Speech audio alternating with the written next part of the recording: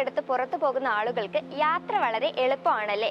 നമുക്ക് ഉപയോഗം കഴിഞ്ഞാൽ ഒടിച്ചു മടക്കി കൂടെ കൊണ്ടു നടക്കാം. പക്ഷേ ഇനി മുതൽ മെട്രോയിലും ട്രാമിലും ഈ സ്കൂട്ടറിന് വിലക്ക് ഏർപ്പെടുത്തിയിരിക്കുകയാണ്.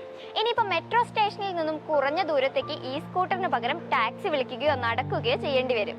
ട്രോളി ബാഗ് പോലെ കൂടെ ഉണ്ടായിരുന്ന ഇലക്ട്രിക് സ്കൂട്ടറുകളെ മെട്രോ സ്റ്റേഷനുകളിൽ പൂട്ടിവെച്ചാണ് ഇന്നലെ പലരും ഓഫീസുകളിലേക്ക് പോയത്. രാത്രി വൈകി വന്ന തീരുമാനം എല്ലാവരും അറിഞ്ഞത് രാവിലെ മെട്രോ സ്റ്റേഷനുകളിൽ എത്തിയപ്പോഴാണ്. ചിലർ സ്കൂട്ടറുമായി തിരികെ വീടുകളിലേക്ക് മടങ്ങി. ഉപയോഗം കഴിഞ്ഞാൽ ഒടിച്ചു മടക്കി കൂടെ കൊണ്ടു നടക്കാം എന്നതിൽ എവിടെ പോയാലും പ്രവാസികൾക്കൊപ്പം ഈ സ്കൂട്ടറും കാണാറുണ്ട്. മെട്രോ സ്റ്റേഷനിൽ നിന്ന് കുറഞ്ഞ ദൂരത്തേക്ക് ഈ സ്കൂട്ടറാണ് ടാക്സിയേക്കാൾ പ്രവാസികൾക്ക് ഉപയോഗിക്കാൻ വേണ്ടി എളുപ്പം. സ്റ്റേഷനിൽ നിന്ന് ദൂരെയുള്ള ഓഫീസിലേക്ക് എത്താൻ ടാക്സി വിളിക്കുകയോ നടക്കുകയോ വേണം. ഈ രണ്ട് സാഹചര്യങ്ങളെയും ഒഴിവാക്കാൻ വേണ്ടിയ ഈ സ്കൂട്ടറാണ് പ്രവാസികൾക്ക് കൂട്ടായിരുന്നത്. 1000 അല്ലെങ്കിൽ 2000 ദിർഹത്തിന് ലഭിക്കുമെന്നതിനാൽ സ്വന്തം വാഹനമില്ലാത്തവർ ഈ സ്കൂട്ടറിനെയാണ് ആശ്രയിച്ചിട്ടുണ്ടായിരുന്നത്.